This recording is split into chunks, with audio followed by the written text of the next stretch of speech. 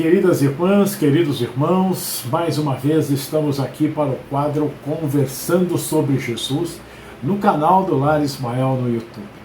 Vamos então dando sequência a esse estudo que estamos fazendo sobre a vida de Jesus, sobre Jesus, quem é Jesus, né? O que Jesus faz. Né?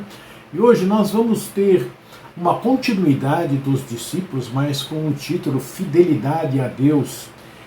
E este capítulo nós tiramos também do livro Boa Nova, do nosso irmão Humberto de Campos, psicografado por Francisco Cândido Xavier. É um capítulo muito bonito e que nós devemos prestar bastante atenção para tirarmos de dentro desse texto aquilo que é importante para a nossa vida. Muito bem.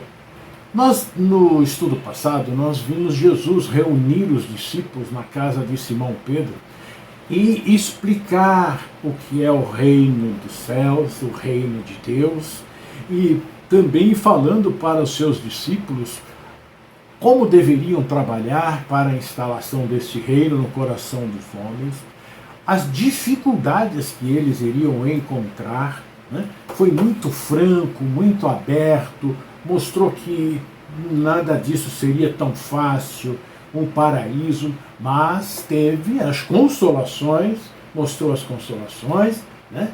Que aquele que segue este caminho, que trabalha com muita vontade neste caminho de estabelecer o reino de Deus no coração do homem, e no primeiro no seu coração, depois no do homem, ele vai atingir um estágio muito bom para a sequência do seu trajeto de evolução espiritual.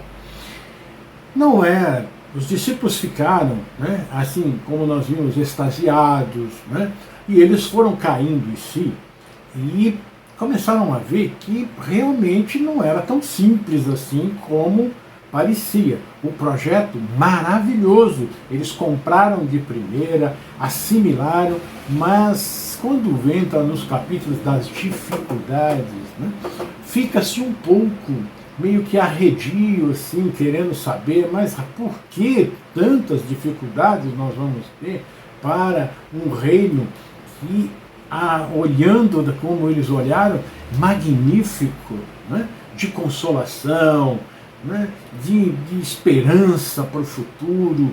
Então, eles ficaram meio assim, mas aceitaram a proposta.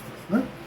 Então, diz Humberto de Campos o seguinte: depois das primeiras prédicas de Jesus, com respeito aos trabalhos ingentes que a edificação do reino de Deus exigia de seus discípulos, esboçou-se na fraternidade um leve movimento de incompreensão, que, pois a Boa Nova reclamaria tamanhos sacrifícios, então o Senhor, que sondava o íntimo de seus companheiros diletos, os reuniu uma noite quando a turba os deixaram a sós e já algumas horas haviam passado sobre o pôr do sol. Interrogando-os vivamente, provocou a manifestação dos seus pensamentos e dúvidas mais íntimas. Após escutar-lhes as confidências, simples e sinceras, o mestre ponderou: na causa de Deus, a fidelidade deve ser uma das primeiras virtudes, onde o filho e o pai, que não desejam estabelecer como ideal de união a confiança integral e recíproca. Nós não podemos duvidar da fidelidade do nosso Pai para conosco. Sua dedicação nos cerca os espíritos desde o primeiro dia. Ainda não o conhecíamos e ele já nos amava. E, acaso, poderemos desdenhar a possibilidade da retribuição? Não seria repudiarmos o título de filhos amorosos o fato de nos deixarmos absorver nos afastamento, favorecendo a negação? Como os discípulos o escutassem atento, bebendo-lhe os ensinos, o mestre acrescentou: tudo na vida tem o preço que lhe corresponde.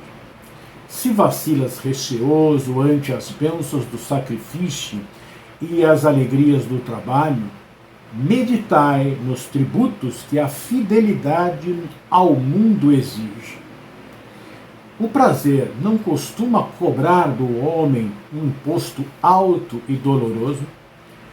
Quanto pagarão em flagelações íntimas o vaidoso e o avarento? Qual o preço que o mundo reclama ao gozador e ao mentiroso? Ao clarão alvacento da lua, como pai bondoso rodeado de seus filhinhos, Jesus reconheceu que os discípulos, diante das suas cariciosas perguntas, haviam transformado a atitude mental como que iluminado por súbito clarão. Timidamente, Tiago, filho de Alfeu, contou a história de um amigo que arruinara a saúde por excessos nos prazeres condenáveis. Tadeu falou sobre um conhecido que, depois de ganhar grande fortuna, se havia tornado avarento e mesquinho a ponto de privar-se do necessário para multiplicar o número de suas moedas, acabando assassinado pelos ladrões. Pedro recordou o caso de um pescador de sua intimidade que sucumbira tragicamente por efeito de sua desmedida ambição. Jesus, depois de ouvi-los satisfeito, perguntou: não achas enorme o tributo que o mundo exige dos que se apegam aos seus gozos e riquezas? Se o mundo pede tanto, por que não poderia Deus pedir-nos lealdade ao coração? Trabalhamos agora pela instituição divina do seu reino na terra. Mas desde quando estará o Pai trabalhando por nós? As interrogativas pairavam no espaço sem resposta dos discípulos, porque, acima de tudo, eles ouviam o que lhes dava o próprio coração. Olha que parte muito importante e bonita. Eles não perguntaram nada nesses momentos, porque as respostas eram dadas pelos seus próprios corações. O entendimento estava ficando claro para cada um, porque estava saindo daqui de dentro. Então, prossegue Humberto de Campos na narrativa. Do firmamento infinito, os reflexos do luar se projetavam no lençol tranquilo do lago, dando a impressão de encantador caminho para o horizonte, aberto sobre as águas por entre deslumbramentos do luz. Enquanto os companheiros meditavam no que dissera Jesus, Tiago se lhe dirigiu nesses termos: Mestre, tem um amigo de Corazim que vos ouviu a palavra santificante e desejava seguir-vos. Porém, asseverou-me que o reino pregado pela vossa bondade está cheio de numerosos obstáculos, acrescentando que Deus deve mostrar-se a nós outros somente na vitória e na aventura. Devo confessar que hesitei ante as suas observações, mas agora, esclarecido pelos vossos ensinamentos, melhor vos compreendo e afirmo-vos que nunca esquecerei minha fidelidade ao Rei. A voz do apóstolo, na sua confissão espontânea, se revelava tocada de entusiasmo doce e amigo, e o Senhor, aproveitando a hora para a semeadura divina, exclamou bondoso: Tiago, nem todos podem compreender a verdade de uma só força. Devemos considerar que o mundo está cheio de crentes que não entendem a proteção do céu, senão nos dias de tranquilidade e de triunfo. Nós, porém, que conhecemos a vontade suprema, temos que seguir o roteiro. Não devemos pensar no Deus que concede, mas no Pai que educa.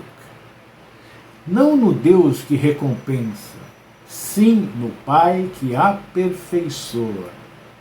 Daí, se segue que a nossa batalha pela redenção tem de ser perseverante e sem trégua. São mensagens, são palavras ditas por Jesus que nós sentimos dentro de nós, como ele disse, nós sentimos pelo coração, né, a grande verdade. Nós não podemos esperar Deus nos momentos que a gente está muito feliz, só nesses momentos, não. É nos momentos de dificuldade que nós devemos nos apegar a Ele e estar confiante, fiel. Né? É isso que nos mostra Jesus. Nesse interim, todos os companheiros do apostolado, manifestando o interesse que os esclarecimentos da noite lhe causavam, se puseram a perguntar com respeito e carinho. Mestre, exclamou um deles, não seria melhor exigirmos do mundo para viver na incessante contemplação do reino? Que diríamos do filho que se conservasse em perpétuo repouso, junto do seu pai que trabalha sem cessar no labor da grande família? Respondeu Jesus. Mas de que modo se há de viver como homem e como apóstolo no reino de Deus, na face desse mundo? Inquiriu Tadeu. Olha a pergunta que Tadeu fez e a resposta que Jesus vai nos dar, e essa resposta deve gravar fundo em nós pensarmos sempre nessa resposta. Eu vou repetir a pergunta que Tadeu fez. Mas de que modo se há de viver como homem e como apóstolo no reino de Deus na face deste mundo? Em verdade, esclarece o Messias, ninguém pode servir simultaneamente a dois senhores. Fora absurdo viver ao mesmo tempo para os prazeres condenáveis da terra e para as virtudes sublimes do céu. O discípulo da Boa Nova tem de servir a Deus, servindo à sua obra neste mundo. Ele sabe que se acha a laborar com muito esforço num grande campo, propriedade de seu pai, que o observa com carinho e atenta com amor com seus trabalhos. Imaginemos que esse campo estivesse cheio de inimigos por toda a parte. Vemos vermes asquerosos, víboras peçonhentas, tachos de terra improdutiva. É certo que as forças destruidoras reclamarão a indiferença e a submissão dos filhos de Deus. Mas o filho de coração fiel a seu pai se lança ao trabalho com perseverança e boa vontade. Entrará em luta silenciosa com o meio, sofrer-lhe-á os tormentos com heroísmo espiritual, por amor do reino que traz no coração. Plantará uma flor onde haja um espinho, abrirá uma senda, embora estreita, onde esteja em confusão os parasitos da terra, cavará pacientemente, buscando as entranhas do solo, para que surja uma gota d'água onde queime um deserto. Do íntimo desse trabalhador brotará sempre um cântico de alegria, porque Deus o ama e segue com atenção. Qual a primeira qualidade a cultivar no coração? Perguntou um dos filhos de Zebedeu, para que nos sintamos plenamente identificados com a grandeza espiritual da tarefa. Acima de todas as coisas, respondeu o mestre, é preciso ser fiel a Deus. Meus irmãos, este tratado que Jesus traz para nós nesse momento é muito profundo e importante para que nós possamos refletir seriamente e começarmos a praticar. Na verdade, nós não podemos servir aos dois senhores nesse mundo. Quando nós nos dispusemos a trabalhar na seara do Cristo, fazendo a implantação do seu reino em nosso coração, para que através dos nossos exemplos e da nossa palavra possamos levar também ao coração dos nossos irmãos, principalmente àqueles que convivem conosco em nossos lares, Aí, meus queridos irmãos, nós vamos verificar que não dá para que eu viva o gozo material em detrimento da minha tarefa espiritual, moral. Eu tenho que trabalhar, eu tenho que rejeitar os gozos materiais e aplicar os mandamentos divinos em minha vida para que eu tenha o verdadeiro gozo da vida, que é o prazer de poder sentir a presença de Deus em cada um de nós.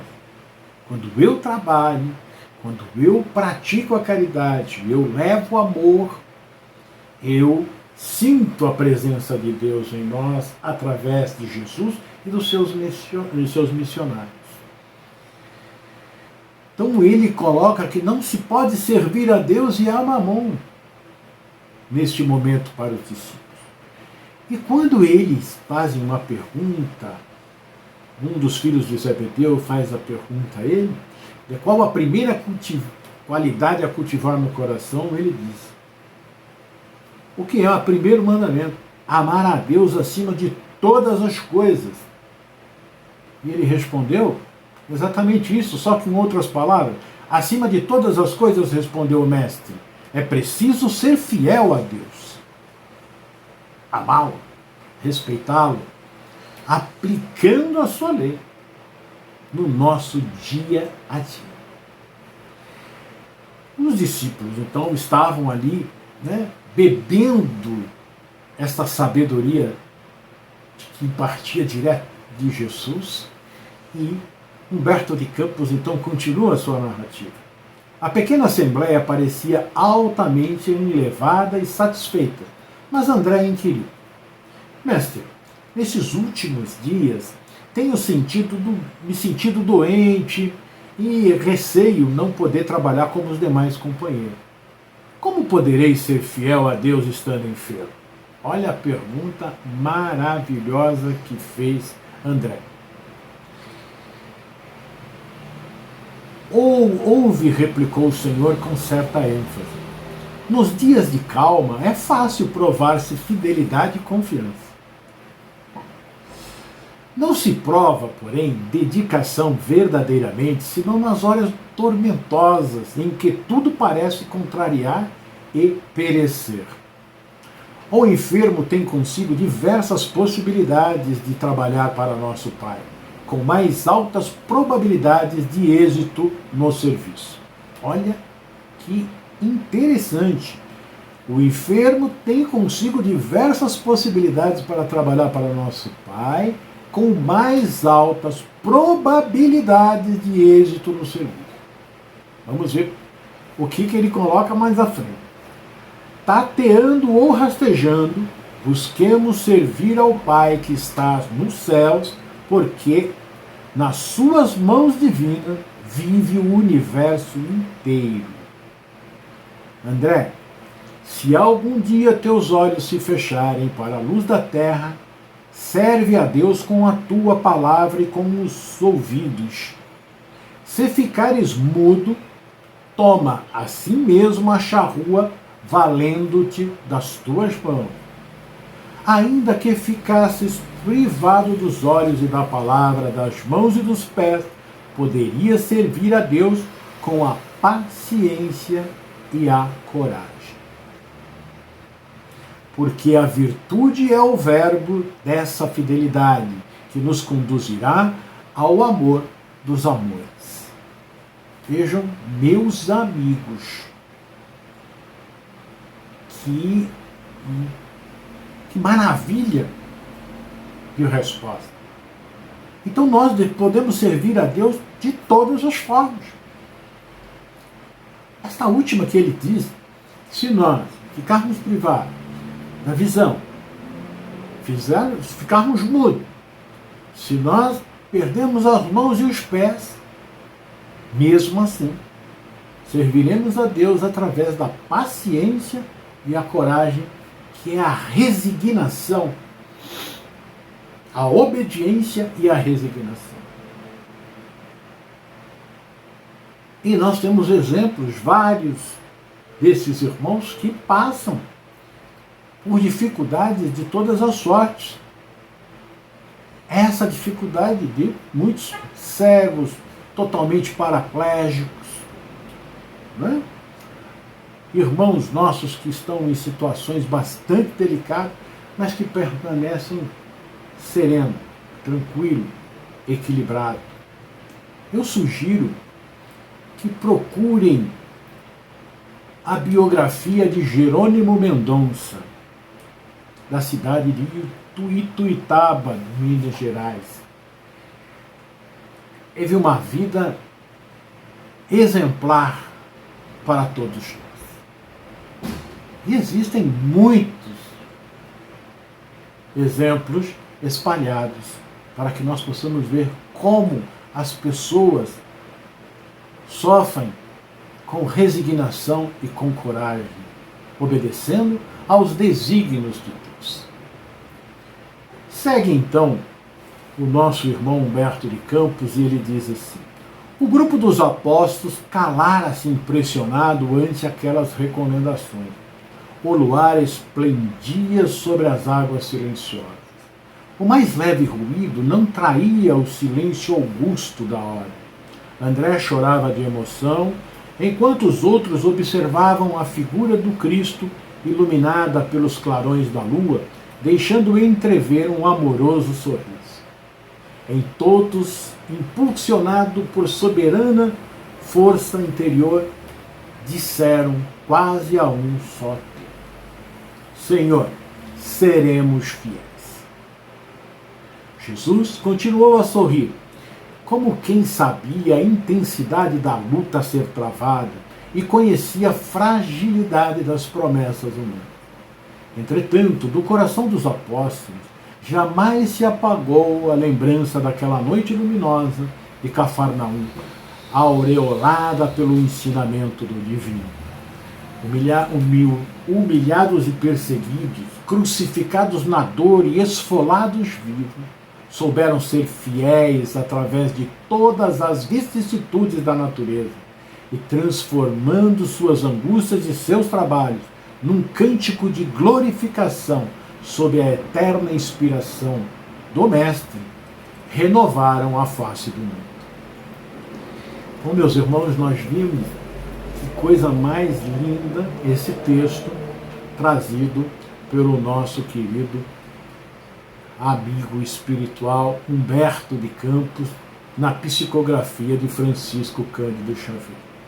Ensino muito importante para todos sobre a fidelidade que devemos a Deus nosso Pai, que nos ama intensamente e que busca, através das inspirações que chegam até nós, desses textos maravilhosos, das mensagens que vem através dos Espíritos, da mensagem que vem através de um irmão, de uma possibilidade de melhora que chega para nós, através de um trabalho a ser executado na seara do Senhor, de auxílio, de prece pelos nossos irmãos.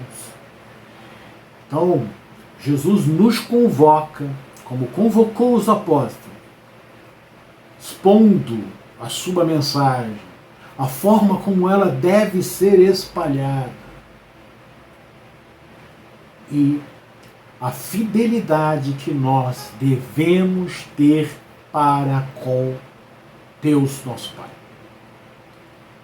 Porque esta implantação do reino de Deus é para ser feita em nós em primeiro lugar, para que nós possamos entender esse processo, que é através da fé, que é através da caridade, e que a caridade é o amor em ação.